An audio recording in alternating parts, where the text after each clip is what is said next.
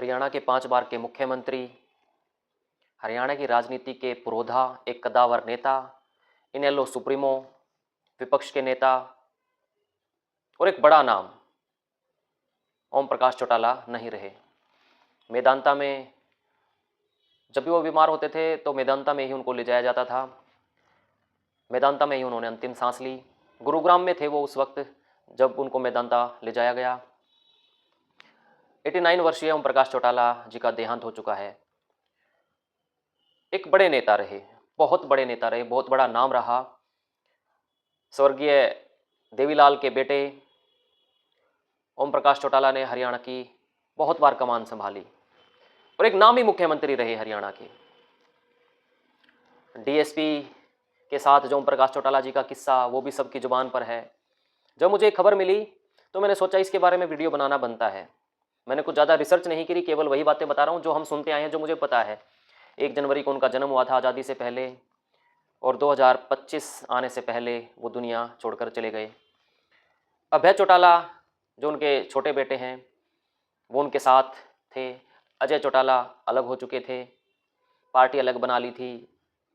बहुत बड़ा इतिहास है, बहुत बड़ा इतिहास है। और ओम प्रकाश चौटाला को आंकड़ों का माहिर कहा जाता था, आंकड़ों का खिलाड़ी कहा जाता था। जिस किसी से भी मिलते थे कार्यकर्ताओं का नाम टिप्स पर होता था, हर किसी के फ़ोन नंबर टिप्स पर होते थे। ज़्यादा पढ़े लिखे नहीं थे, उसके बावजूद बड़े बड़े स्कॉलर्स को मात देते थे। राजनीति की गहरी समझ थी और कुछ साल जेल में भी बिताए। जेबीटी शिक्षक भर्ती घोटाला में वहाँ रह करके उन्होंने पढ़ाई करी, पास करी, और लोग उनकी हिम्मत की और जज्बे की दाद देते थे। उनके कई डायलॉग भी प्रसिद्ध थे कि राज और खाज तो खुद करने में ही मज़ा आता है। और अक्सर रैलियों में मीडिया के समक्ष एक बात कहते थे कि आप हमें राज में साझेदार बना दो, आपकी मौज कर देंगे। बेखौफ, निडर और निर्भीक राजनेता रहे हरियाणा के ओम प्रकाश चौटाला। दरअसल चौटाला उनका गांव है, सभी को पता है। सिहाग उनका गोत्र है, लेकिन ओम प्रकाश चौटाला ने ही इस चौटाला सरनेम को पूरे भारत भर में प्रसिद्ध किया। उससे पहले देवीलाल उनके पिताजी ने कभी चौटाला शब्द नहीं लगाया अपने नाम के पीछे, लेकिन ओम प्रकाश चौटाला जब हरियाणा के मुख्यमंत्री बने तो उन्होंने अपने गांव का नाम अपने नाम के साथ लगाया। और उनका देखा देख बहुत सारे नेताओं ने अपने गांव का नाम साथ लगाया। जैसे अब करंट समय में रणबीर गंगवा, जस्सी पेटवाड़, बहुत सारे नाम हैं जो अपने गांव का नाम साथ लगाते हैं। लेकिन ओम प्रकाश जी एक ऐसे नेता थे जिन्होंने चौटाला गांव को वर्ल्ड वाइड फेमस किया। इस सरनेम को बहुत सारे डायरेक्टर्स ने फिल्मों में भी, नाटकों में भी इस्तेमाल किया। चौटाला गांव जो कि बॉर्डर पर पड़ता है, सिरसा जिले के अंतर्गत आने वाला ये गांव ओम प्रकाश चौटाला की ही वजह से प्रसिद्ध हुआ। परिवार में 4 भाई थे, केवल 2 जीवित थे, रणजीत और ओम प्रकाश। लेकिन अब केवल रणजीत चौटाला रह गए। एक बड़ा परिवार हरियाणा की राजनीति का। उनका सपना था कि उनके बेटे अभय चौटाला इस हरियाणा प्रदेश की बागडोर संभालें, लेकिन अब वो सपना उनका उनकी जीवित रहते नहीं पूरा हो पाया।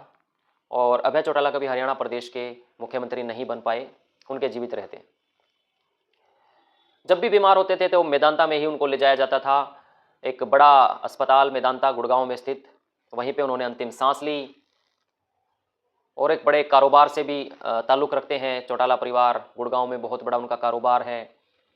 सिरसा तेजा खेड़ा फार्म पर उनको मुखाग्नि दी जाएगी। अंतिम दर्शन के लिए समय रखा गया है 8 से 2 कल का। चौटाला साहब के बारे में लोग बताते हैं कि वो हरियाणा के राजनीति के एक ऐसे माहिर खिलाड़ी थे जिन्होंने बहुत सारे हरियाणा के नेताओं के ऊपर आशीर्वाद दिया, हाथ रखा और उनकी किस्मत ही बदल दी। इस फहरिस्त में न जाने कितने नाम हैं। अगर बात करें रणबीर गंगवा की, जो आज कैबिनेट मिनिस्टर हैं, वो भी इनेलो से निकले हैं। संपत सिंह पूर्व में मंत्री रहे, वित्त मंत्री रहे, गृह मंत्री रहे, वो भी ओम प्रकाश चौटाला जी को अपना गुरु मानते हैं। न जाने कितने नाम हैं। और चाहे बात करें अभी हिसार से सांसद जयप्रकाश, उन्होंने भी चौटाला साहब के आशीर्वाद से ही राजनीति करनी सीखी। कुछ लोग देवीलाल का भी जिक्र करते हैं कि हमारे गुरु हैं, राजनीतिक गुरु, लेकिन असल में ओम प्रकाश चौटाला ने ही उनको राजनीति की बारीकियां सिखाई। और परिवार तो है ही, चाहे वो अभय चौटाला हो, चाहे अजय चौटाला, चाहे दुष्यंत, दिग्विजय, अर्जुन, इन सभी ने दिवंगत आत्मा ओम प्रकाश चौटाला से राजनीति करनी सीखी। बहुत सारे लोग आज उनको ट्रिब्यूट पे कर रहे हैं। मैं मोहित कुमार अपने इस सोशल मीडिया पेज के माध्यम से उनको श्रद्धांजलि अर्पित करना चाहता हूं और कर रहा हूं, क्योंकि ओम प्रकाश चौटाला को जब भी हम सुनते थे, हालांकि मैं उनसे कभी पर्सनली मिला नहीं, लेकिन मेरी इच्छा थी कि उनका कभी मैं साक्षात्कार करूं, इंटरव्यू करूं, लेकिन देखे बहुत उनके इंटरव्यू।